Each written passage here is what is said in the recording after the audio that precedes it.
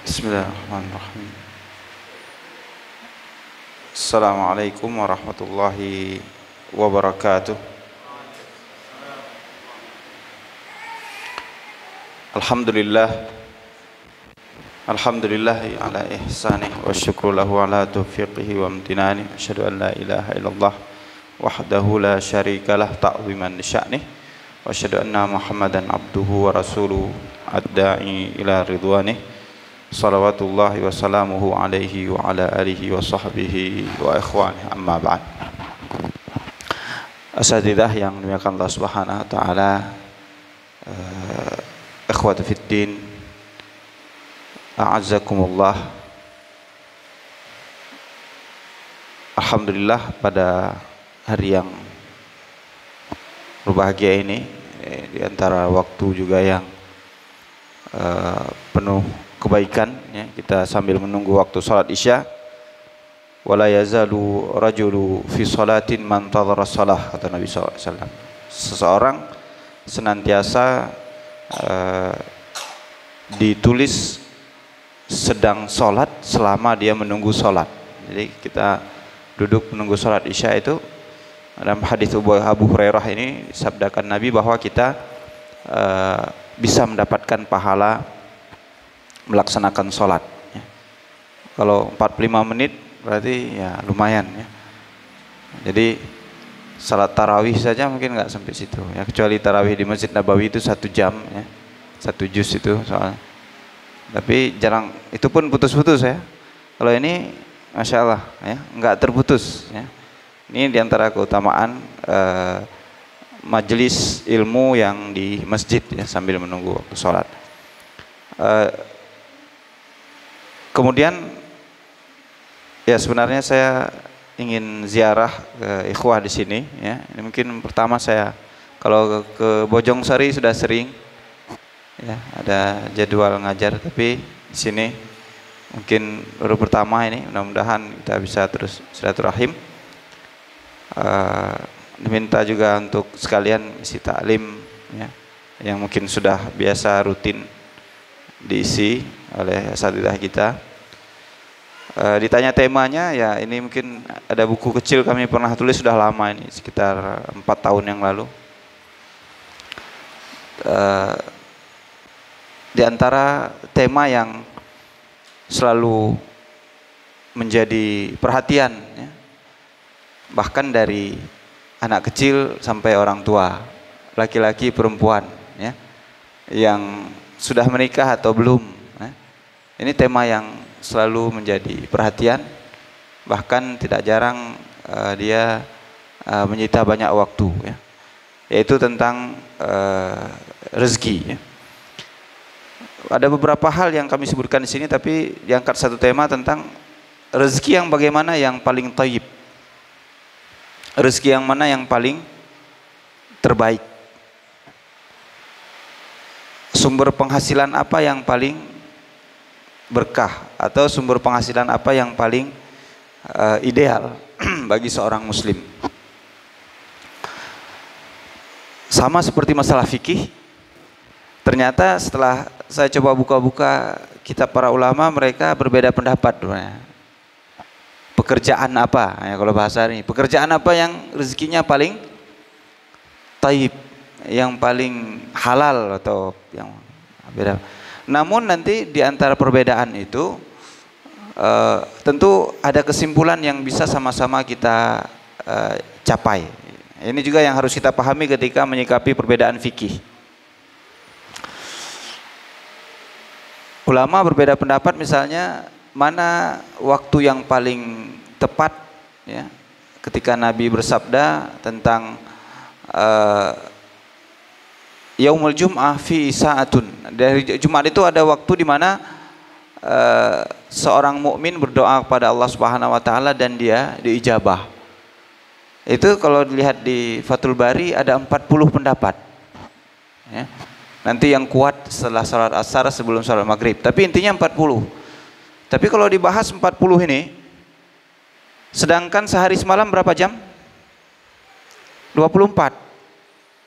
Ditambah lagi yang dimaksud di sini siang hari bukan malam hari, berarti cuma 12 pendapat 40. Kalau dibahas satu pendapat setengah jam, nggak sempat berdoa. Habis cuman untuk membahas perbedaannya kan. Tadi tinggal 12 jam. 40 bagi 12 berapa?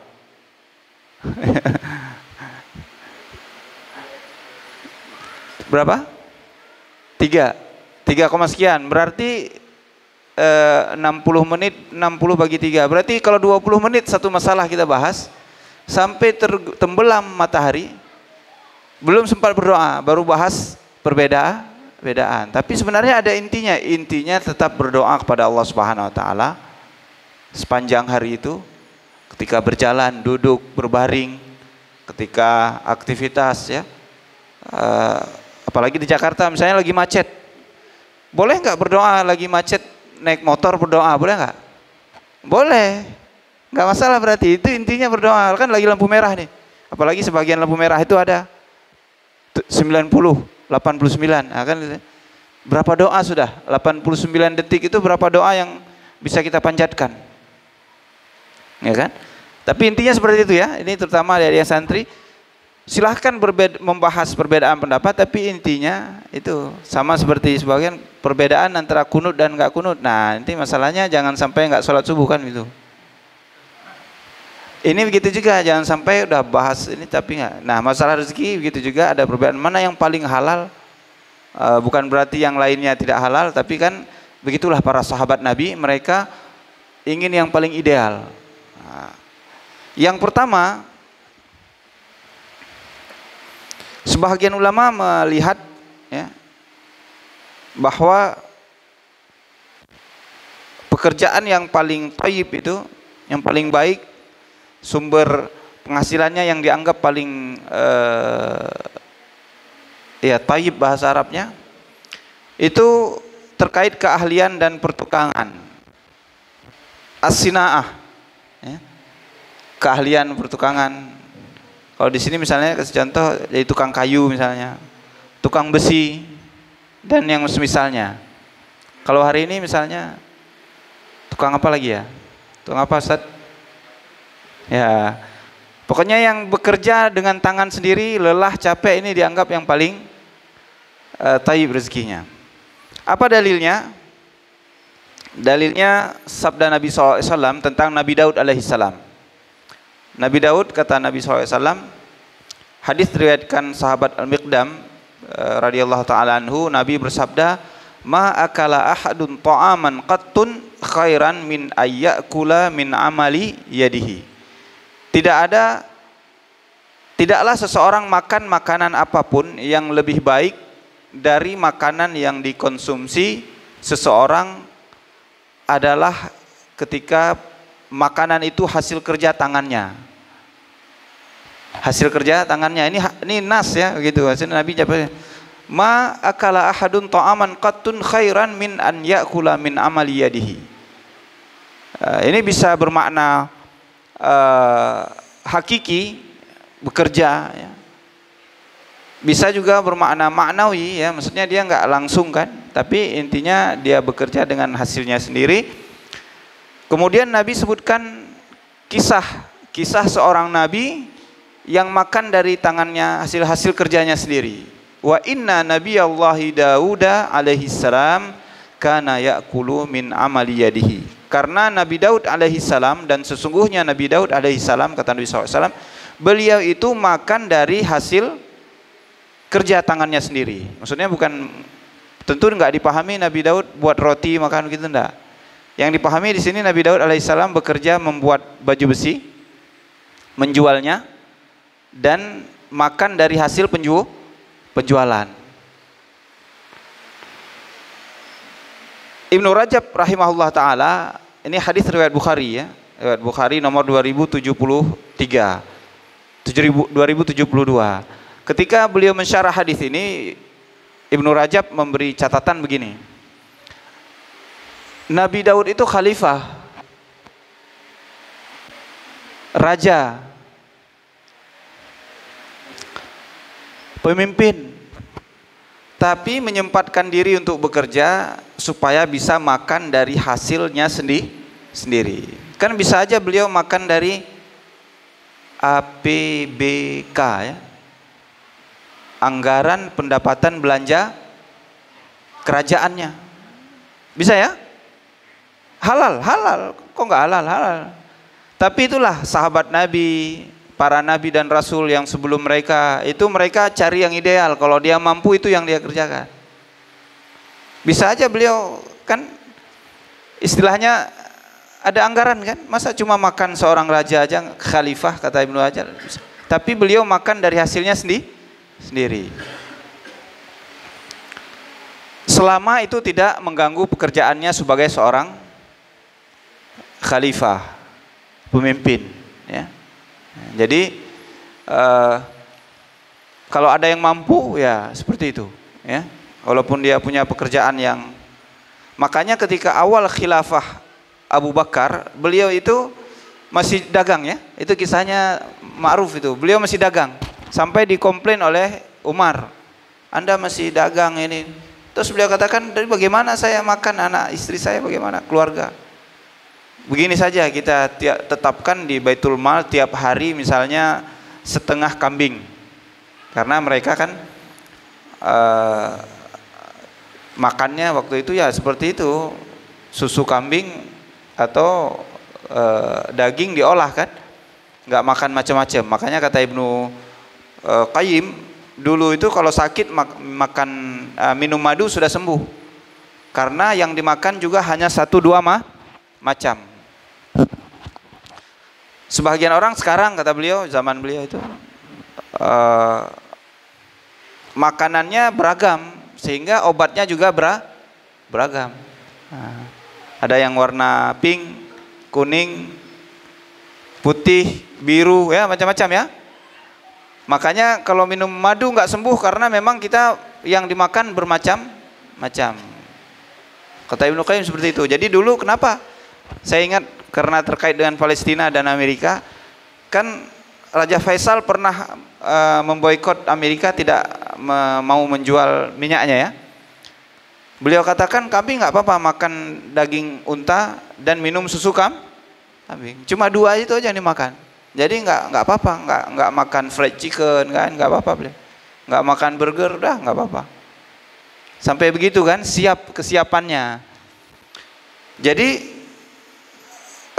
kembali kepada Nabi Daud alaihissalam, beliau makan dengan hasilnya sendiri, itu yang ideal ya. Kalau mampu seperti ini ya, inilah yang kata Ibnu Hajar di sini, sebagai pandai besi ya, Haddad, beliau membuat baju besi dan kemudian menjualnya. Bahkan beliau sama sekali tidak mau makan kecuali dari hasil jerih payahnya sendiri. Jadi kalau pihak kerajaan mengadakan makanan itu beliau tidak mau makan, kata Ibnu Hajar. Ya di Fathul Bari ya jilid 4 halaman 306 kalau itu melihat itu sesuai dengan firman Allah Subhanahu wa taala ya. Di sini surat Saba ya. Ayat 10 sampai 11. Dan uniknya beliau memilih pekerjaan yang sesuai dengan passion, bahasa hari ini ya, passionnya. Keahlian yang Allah berikan. Beliau itu Allah beri kekhususan yang enggak ada pada manusia yang lain. Walaqad ataina Dauda minna fadla.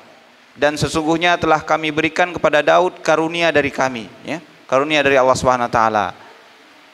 Ya jibalu awwibi ma'ah wat tayra wa alanna lahul hadid. Allah berfirman, wahai gunung-gunung, burung-burung bertasbihlah bersama Daud dan kami lunakkan besi untuknya. Jadi beliau manfaatkan itu ya, besi nggak perlu dipukul-pukul ya. Nggak perlu dipanaskan kan, tinggal jadi manfaatkan. Ini juga jadi dalil yang hari ini ya, motivator ya, macam-macam kan, yang sesuai passionnya antum apa. Atau dalam bahasa yang seperti ini, ada mauhibah yang Allah berikan kepada seseorang, jangan dia sia-siakan. Ada salah seorang ustadz, beliau dari kecil di tarbiyatu asmak ya, apa istilahnya tarbiyatu asmak kalau bahasa Indonesianya San? ternak ikan, ya namanya ternak ikan ya, di tambak yang di pinggir laut itu. Beliau kuliah S1, jadi dosen macam-macam, tapi saya melihat katanya yang diwariskan ayah saya ini itu, jadi tambak udangnya ketika udang nggak bagus, ikan kerapu ya, ikan kerapu itu ratusan juta kalau sekali panen kan, itu yang jadi passionnya, itu yang beliau lakukan. Jadi kalau pagi nggak ada, di mana nggak ada jadwal ceramah, itu pokoknya sampai zuhur di tambak udangnya kalau mau ketemu. Itu passion yang beliau rasakan. Jadi ini Nabi Daud, Allahu alam, beliau melihat seperti itu, sudah Allah mudahkan bisa buat baju besi, tidak beliau tinggalkan. Kan bisa aja kerajaan, pihak kerajaan yang ini kan mengolah semua itu, tapi beliau lakukan tetap, dan dijadikan ma'isyah, jadikan ma'isyah. Jadi asatidzah, ikhwas sekalian, pasti tiap kita diberikan mauhibah dari Allah Subhanahu wa taala, tinggal dilihat ya. Tinggal dilihat mana yang sebenarnya milik dia atau yang memang dikhususkan oleh Allah Subhanahu wa taala bagi orang tersebut ya. Dia misalnya punya passion mengajar, ya udah ya. Apapun yang dilakukan tetap dia sisihkan waktu mengajar misalnya. Atau memang dia hobi dagang kemana-mana ya. Ada ustadz, salah seorang ustadz itu kemana pun dia ini dagang ya. Walaupun kecil-kecil kan, pokoknya dia ini dagang ya, dia. Jadi itu Nabi Daud bukan juga ujuk-ujuk langsung jadi pandai besi, enggak. Beliau lihat memang itu, karena kalau dia passion biasanya katanya, kata motivator itu, dia enggak berat melakukannya, dia enggak akan jenuh karena dia senang ya. Sebagian mereka mengatakan hobi dan dapat duit. Ada juga hobi yang habiskan hobi dia, hobi apa misalnya, hobi otomotif, hobi apa begitu kan, hobi elektronik, tapi nggak menghasilkan, justru dia korbankan uangnya di situ. Tapi ini enggak, hobi tapi senang dan menghasilkan. Nah, ini juga Nabi Daud alaihissalam. Jadi dalam ayat tersebut ya, ini tafsirnya Imam Tabari ya. Di tafsirnya Imam Tabari, Abu Ja'far At-Tabari menyebutkan dalam ayat tersebut Allah Ta'ala selain menjadikan besi lunak di tangan Nabi Daud, juga mengajarkan beliau cara terbaik untuk menganyam besi tersebut dengan paku ulir yang tidak terlalu kecil sehingga tidak sepadan dengan anyaman besi, juga tidak terlalu besar sehingga merusak anyaman baju besi tersebut. Jadi memang passionnya sini, saya nggak bisa bayangkan ini. Baju besi itu kan memang ada paku-pakunya itu ya. Jadi bahkan Imam Tabari, Abu Ja'far Tabari sebutkan, jadi itu pun ukurannya sudah sangat presisi bagi Nabi Daud alaihissalam ya. Bahkan dalam ayat ini, ayat 11 itu diajarkan oleh Allah Subhanahu wa taala, anikmal sabighatin atau sabighatiu wa qaddir fis-sard, yaitu buatlah baju besi yang besar-besar dan ukurlah anyamannya. Jadi ini beliau tidak sia-siakan, sudah dapat kemudahan, mukjizat, diajarkan oleh Allah caranya, beliau tidak tinggalkan dan gunakan itu semaksimal mungkin untuk mencapai yang paling ideal dalam kehidupan pribadi dan ma'isyah beliau ya. Ini Nabi Daud alaihissalam. Dan menurut Ibnu Hajar, pekerjaan ini ya sebagai kemudian beliau di sini saya sebutkan contoh yang lain, Nabi Zakaria alaihissalam ya. Ini hadisnya diriwayatkan Imam Muslim ya, 2379 nomornya. Kana Zakariya'u najjaran. Nabi Zakaria itu seorang tukang kayu. Seorang tukang kayu. Dan ini kata ulama kita tidak mengurangi muruah. Ya. Jadi kalau ada dari kita yang hadir di sini jadi tukang kayu misalnya, atau dia hobi atau bisa reparasi motor misalnya ya, dia perbaiki, atau reparasi komputer dan lain sebagainya, itu tidak mengurangi muruah, karena Nabi Zakaria juga tukang kayu. Ya. Ada salah seorang asatidah kita yang di Makassar, Dia sebutkan ada salah seorang guru beliau itu pekerjaannya dagang gitu ya. Dagangnya di masjid lagi. Nah, suatu ketika khatibnya nggak datang. Ya nggak ada yang bisa jadi khatib kecuali beliau. Jamaahnya heran, itu yang dagang di situ kok jadi khatib gitu. Ah, gitu ya. Artinya berat mungkin bagi jamaah ada ustadznya yang dagang ya, atau yang jadi tukang kayu. Ini kan yang perbaiki motor saya tadi, kenapa kok jadi khatib? Ah, ya. Tapi secara syar'i itu tidak mengurangi muruah menurut ulama kita, ya. Karena para nabi seperti ini, ya. Bayangkan antum ini mau beli baju besi ya. Kalau hari ini misalnya beli baju anti peluru. Mau beli baju anti peluru sama siapa? Siapa yang buat baju anti peluru? Ustaz Hudzaifah. Ah. Ini dulu orang Bani Israel ini kalau cari baju besi kemana? Nabi Daud. Ya Allah. Cari baju besi Nabi Daud. Sama Nabi beli baju besi. Sekarang nih cari baju besi sama Ustaz Hudzaifah. Atau mau cari M16 misalnya. Nah, ini bahaya tapi ya. Ke Ustaz Hamka misalnya. Ini Ustaz Hamka dagang. Kalau di Amerika toko senjata itu ya seperti orang jual ini ya, ayam geprek ya, pinggir jalan kan. Karena memang mereka boleh, yang penting kan KTP di store, usianya misalnya sekian ya, di atas 21 misalnya ya. Mau beli apa? Mau beli pistol itu yang ini aja. Di pinggir jalan belinya, ya. Tempat kita belum, ya, belum. Itu yang pertama. Jadi dianggap sinaah ya, keahlian, baju besi dan yang sebagainya. Tentu dikiaskan dengan hari ini, ya. Hari ini misalnya termasuk keahlian yang kita butuhkan misalnya yang aplikasi ya, coding gitu ya, macam-macam itu. Sesuai dengan zamannya. Yang di sini masih dibutuhkan ya.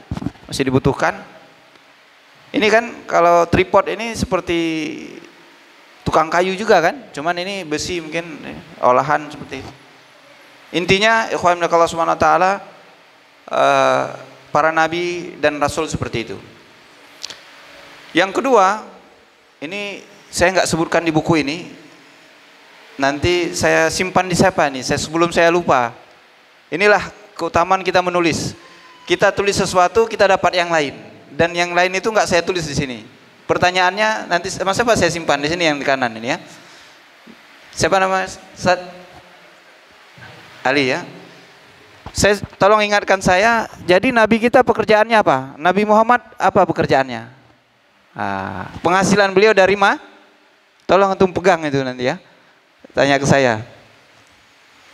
Karena sebagian menyebutkan beliau pedagang kan. Pedagang itu sebelum jadi nabi beliau. Itu pedagang. Setelah jadi nabi nggak pernah lagi beliau ke pasar Uqad, beliau ke pasar-pasar tapi cuman untuk berdakwah. Ya Bani Abdul Muttalib, Bani Hashim, dia panggil semua keluarga-keluarga dekat tapi beliau berdakwah kan.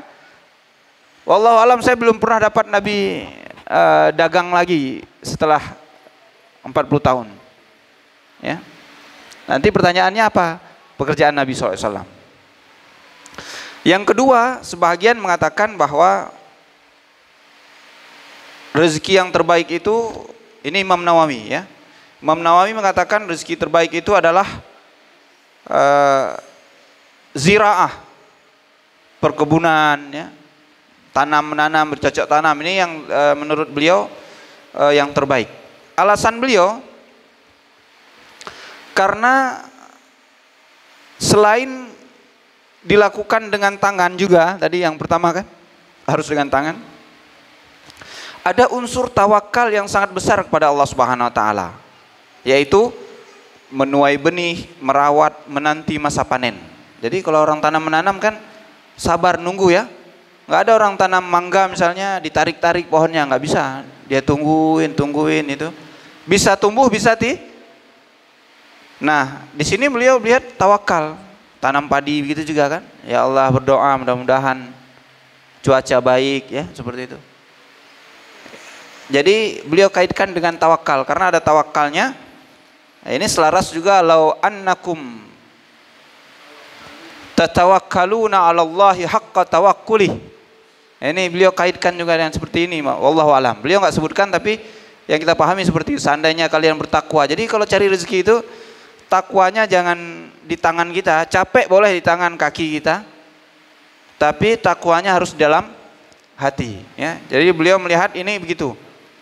Jadi orang yang petani ini sangat tawakal kepada Allah Subhanahu wa taala. Kemudian alasan beliau tanaman juga bermanfaat secara luas untuk manusia. Karena kan nggak mungkin tadi dimakan sendiri ya. Untuk manusia, hewan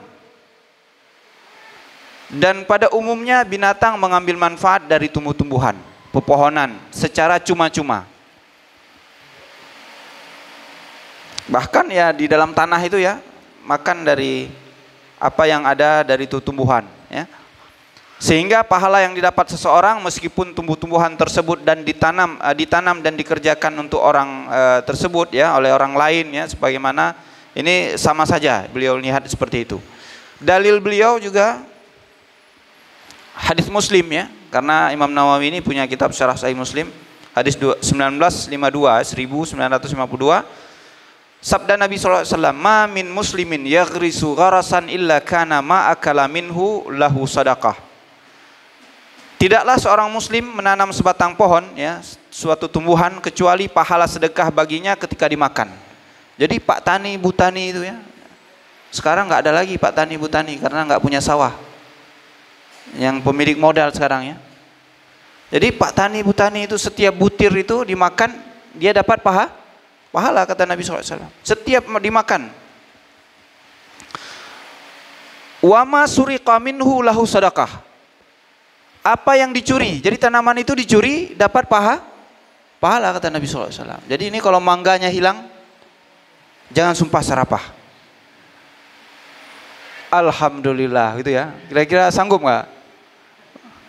Atau pohon durian hilang, alhamdulillah dicuri dapat pahala gitu ya. Sulit ya. Tapi kata Imam Nawawi nggak perlu niat ini. Begitu hilang langsung dapat pahala. Nggak perlu diniatkan mudah-mudahan nanti malam mangganya dicuri, enggak. Karena Imam Nawawi sebutkan begini, wama suriqa ya. Sighah maf'ul ya, apa yang dicuri. Minhu dari tanaman itu lahu sadaqah. Sighah majhulnya seperti ini. Jadi enggak perlu niat. Wallahu a'lam enggak perlu niat ini ya. Jadi begitu hilang ya. Kemudian pertanyaan, di Jakarta, Bogor ini di mana tanah? Kita nggak punya tanah. Nanam apa? Tapi kalau alhamdulillah masjid kita ini masih ada ini ya. Itu kan dimakan oleh burung ya. Kupu-kupu ya. Jadi ini ikhwah santri mulai besok harus semangat ini kalau merawat tanaman itu. Dapat pahala, dimakan oleh kumbang ya. Bunga itu kan datang lebah itu ya. Kumbang itu datang makan dia. Dapat pahala. Enggak mesti manusia. Atau bunga. Ya, dulu saya ingat waktu masih kecil itu kalau di kampung saya itu bunganya di depan pagar kan. Kalau pagi itu ada yang hilang itu, apalagi bunga melati itu ya yang wangi pagi ya, masih berembun. Sekarang jarang ada embun. Itu kalau malam masih ada, pagi udah nggak ada lagi karena orang sambil jalan, wah mau ambil. Dapat pahala. Karena dicuri. Kemudian wama akala sabu'u, yang dimakan hewan liar juga. Jadi kalau ada yang punya kebun di kampung ditanami, antum nggak pernah lihat lagi kebun itu, dimakan oleh binatang liar, binatang buas, dimakan oleh ular ya, apapun yang dimakan itu dapat pahala. Luar biasa ini tanam ya. Dan hari ini ditambah lagi oleh para pakar di bidang ini mengatakan bahwa tumbuhan itu menyumbang oksigen kan. Oksigen ini berapa kepentingannya sangat besar ya bagi kehidupan manusia. Kemudian ya semua ini ya disebutkan wama ukila wama akalatit tairu, yang dimakan oleh burung juga. Tadi kita sudah sebutkan ya, burung dan teman-temannya ini, kumbang, lebah, kemudian kupu-kupu ya, dia makan dari itu. Fahuwa lahu sadaqah, itu sedekah. Ya. Wala yarza'uhu ahadun illa kana lahu sadaqah. Baginya pahala sedekah ketika diambil atau berkurang. Ya. Yarza'uhu ini, yarza'uhu diantara maknanya, zar'u itu dipatahkan rantingnya. Jadi kalau dipatahkan rantingnya diambil ya. Atau misalnya ada tumbuhan yang untuk tanaman dimasak ya, untuk bahan rempah-rempah masak ya, kan dipatahin ya macam-macam. Itu juga dapat sedekah. Ini luar biasa. Ini alasan Imam Nawawi mengatakan bahwa petani ini ya, bercocok tanam ya, ini dapat pahala yang besar dan pekerjaan yang paling afdol. Yang terakhir Imam Muhammad ibn Hasan ya. Ini salah seorang ulama besar mazhab Syafi'i ya.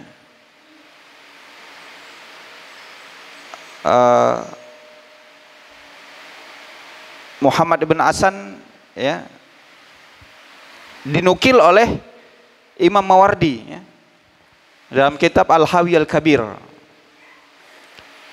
Ali bin Muhammad ibn Muhammad Al-Mawardi, beliau menukil dalam kitab beliau bahwa beliau wafat tahun 450 Hijriah. Menurut beliau, salah seorang ulama besar dari mazhab Syafi'i mengatakan, memandang bahwa perdagangan dan jual beli adalah pekerjaan yang paling mulia. Dagang dan jual beli adalah pekerjaan yang paling mulia.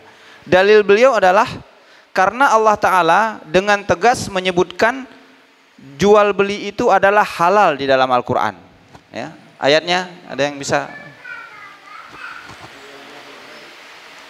ya Ustaz?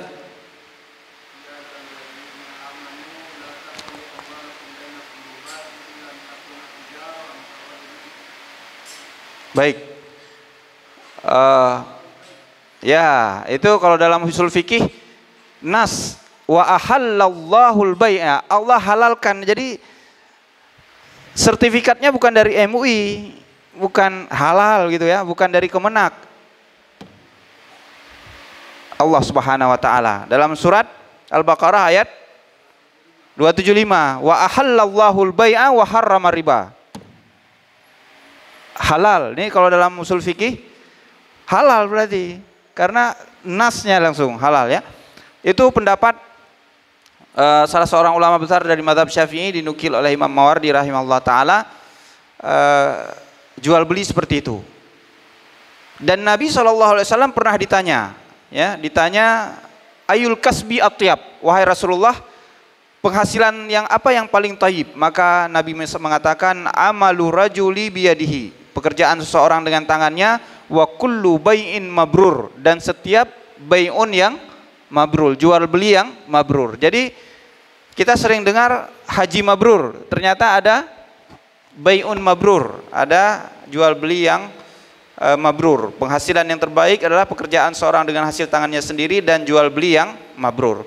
Kemudian disebutkan lagi alasannya para sahabat Nabi, terutama golongan muhajirin itu adalah pedagang. Ini, dan kita tahu muhajirin lebih afdol daripada ansar secara umum ya. Mereka pedagang. Kemudian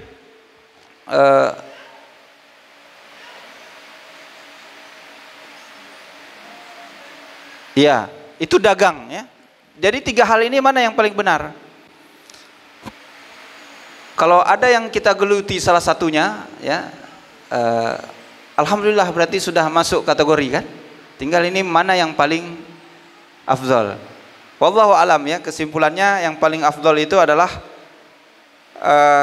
kita kaitkan dengan hadis dan ayat yang lain. Yang pertama, yang paling afdol ketika pekerjaan itu digeluti, mengantarkan seseorang menjadi yadul ulya, tangannya menjadi tangan di atas, sehingga ketika dengan pekerjaan itu dia nggak perlu lagi meminta kepada orang lain. Boleh meminta, boleh saja. Dalam beberapa hadis ada seorang wanita, dia punya anak nggak punya makanan, minta makanan pada Aisyah. Ada seorang nggak punya sesuatu, datang pada Nabi SAW, datang pada Nabi, datang. Tapi ketika dia tidak meminta itu sudah tercapai tujuan dari pekerjaan ini. Karena kalau dia bersusah payah bekerja kemudian masih meminta-minta, ya belum tercapai dari tujuan pekerjaan tersebut. Jadi nggak masalah besar atau kecil, tapi menutupi kebutuhan sehingga dia tidak lagi perlu meminta. Ya dul ulia, dia jadi tangan di atas. Ya. Ya saya berapa hari yang lalu ikut Mukernas MUI kan, terkesan dengan ketua MUI itu karena ayah masyayikh kiai-kiai kan sering ceramah dan cara penyampaiannya bagus. Beliau mengatakan, ketua umum MUI ini belum tangan di atas, mesti tangan di bawah katanya. Kenapa? Kalau tangan di atas nggak ada lagi sponsor-sponsor katanya. Ini ada BPKH, ada BSI Syariah kan, banyak sponsor ya. Berarti ini mesti yang tangan di atasnya, yang di atas itu MUI-nya di bawah katanya ya. Ala kulli hal, maksudnya mengingatkan kita ya, bahwa mudah-mudahan suatu ketika kita benar-benar menjadi tangan yang di atas. Jadi apapun pekerjaannya tadi, tukang kayu, tukang kebun ya, cocok tanam, petani, pedagang, intinya jadi tangan di atas. Kemudian dari hadis-hadis tadi, dari diskursus tadi, dari perdebatan tadi, kita bisa sampai kesimpulan bahwa pekerjaan itu menjadi terbaik ketika memberi manfaat. Jadi bukan sekedar mendatangkan rezeki. Misalnya seorang kerja di pabrik rokok ini sering jamaah, Ustaz kerja pabrik rokok ini, atau sales rokok macam-macam kan. Apalagi katanya ini banyak cukainya, ini pajaknya ke pemerintah banyak. Kita bukan sekedar menghasilkan duit, tapi juga dari yang kita sampaikan tadi, manfaatnya apa gitu. Pekerjaan itu memberi manfaat apa kepada bumi ini, kepada masyarakat, apa manfaatnya ya. Kalau merusak ya tentu nggak ada yang 100% ya, seperti kendaraan nggak ada yang 100% bebas emisi. Bahkan mobil listrik juga itu baterainya itu katanya belum bisa didaur ulang juga itu. Dia nggak ada bebas emisi, tapi kalau dia rusak baterainya itu nggak bisa ya berbahaya juga bagi lingkungan. Jadi nggak ada yang 100%, tapi kita berusaha lihat pekerjaan itu bermanfaat dan tidak berbahaya bagi masyarakat dan tidak berbahaya bagi lingkungan. Yang ketiga, ya tentu pekerjaan itu nanti kita lihat ya dari segi fikihnya dan yang semisalnya. Ala kulli hal, dari 3 pekerjaannya ini kita tidak perlu sampai ngotot mana yang terbaik. Apapun yang kita lakukan ya, selama dia masuk kategori ini, bermanfaat dan menjadikan seseorang benar-benar bisa menjadi muslim yang ideal ya, tangan di atas, inilah yang kemudian tercapai ya dari apa yang diinginkan oleh Allah dan Rasulnya dari hambanya ya, sebagaimana yang dicontohkan oleh Nabi Daud alaihissalam ya, Nabi Daud alaihissalam ya. Itu mungkin dari kami. Tadi saya masih ingat ya pertanyaannya tentang yang tadi ya, bukan pertanyaan yang simpel. Nabi kita pekerjaannya apa? Gimana? Mengembala. Ada yang bisa jawab nih? Bukan pekerjaan begini ya. Waktu dulu sebelum menjadi nabi, jadi pernah waktu usia 12 tahun beliau bekerja membantu pamannya mendapatkan ya qararid ya, sedikit penghasilan atau beberapa ini untuk membantu pamannya. Maksud saya secara sederhana, setelah jadi nabi, dari mana sumber income beliau? Sumber income ya. Ya, benar yang disebutkan oleh Ustadz Hudzaifah. Ini nanti hadiah, ini bukunya nggak saya bawa pulang, saya simpan di sini. Jadi Nabi SAW pekerjaan sumber income beliau itu dari harta rampasan perang.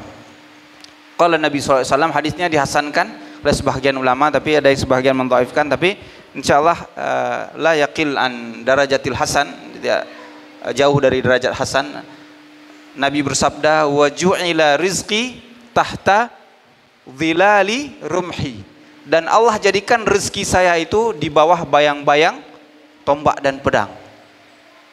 Maksudnya bayang-bayang tombak dan pedang itu adalah jihad. Jadi Nabi dapat 1/5 ya dari khumus itu. Rampasan perang itu milik Nabi kita Muhammad SAW. Dan menurut Ibnu Hajar inilah pekerjaan yang paling mulia karena manfaatnya sangat besar. Mendakwahkan Islam. Karena jihad itu nggak mesti membunuh kan? Karena Nabi SAW pernah menaklukkan kota, penduduknya nggak ada yang dibunuh. Fatu Mekah misalnya. Beliau berjihad tidak mesti. Siapa yang istaslama atau aslama, dia selesai kan. Nanti ada rampasan perangnya itu yang dibagikan. Jadi rezeki Nabi SAW. Kedua, dari sisi lain, Nabi SAW sebagaimana kata beliau, inna asyaddan nasi ibtilaan al-anbiya thumma al-amsal fa-amsal. Orang yang paling besar cobaannya itu adalah para nabi dan rasul, dan kemudian yang seperti mereka. Maksudnya apa?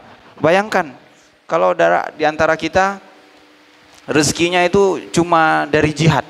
Nah, di mana dia mau cari rezeki? Susahnya. Ya. Nabi itu dari situ.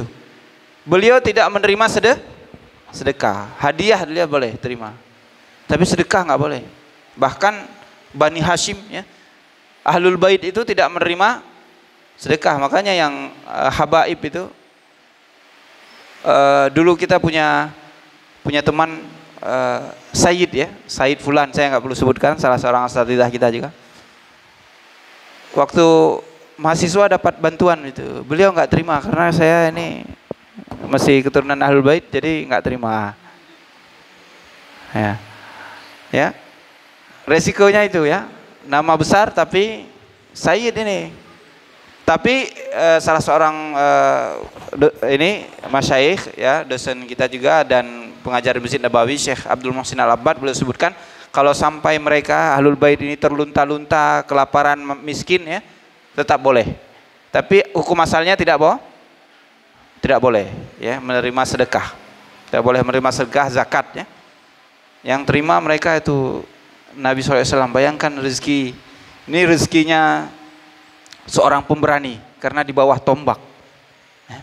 Inilah rezeki Nabi kita Muhammad SAW. Jadi bukan pedagang. Pedagang setelah jadi Nabi nggak pernah dagang lagi beliau. Sebelum jadi Nabi. Ya, antum masih bisa bekerja nih, berdagang nih. Ya, alhamdulillah. Ya. Dan seperti saya sebutkan tadi, tidak ulama kita sebutkan tidak mengurangi muruah seseorang. Yang mengurangi muruah kalau dia meninggalkan dakwah untuk pekerjaan ini. Ya. Ada hadis yang lain juga menyebutkan bahwa rezeki yang terbaik itu mengajarkan Al-Quran. Inna ahakka ma akhadtum alaihi ajran kitabullah. Sesuatu yang paling berhak kamu ambil upahnya adalah kitabullah. Ya. Tentu nanti ada perbedaan juga. Ala kulli hal, asatidzah dan ikhwan yang Allah Subhanahu wa taala, sangat menarik selalu kita bahas apa yang ditulis ulama kita, cuma nanti prakteknya nggak mudah. Ya. Namun kalau mustahil dilakukan, tidak mungkin diajarkan oleh ulama kita, tidak mungkin mereka menyampaikannya. Demikian dari kami. Mudah-mudahan apa yang kami sampaikan bermanfaat bagi diri kami dan asatidzah sekalian, ikhwah sekalian. Ada ummahat para akhwat yang dimuliakan Allah Subhanahu wa taala. Harusnya tadi ada tanya jawab ya, tapi udah azan enggak apa-apa. Terima kasih atas kesempatannya. Silaturahim, saya sebenarnya mau silaturahim dengan antum. Kalau bojong sudah sering di Wassalamualaikum Muhammad wa ala alihi washabbihi wabarakatuh. Wa akhiru da'wana alhamdulillahi rabbil alamin. Assalamualaikum warahmatullahi wabarakatuh.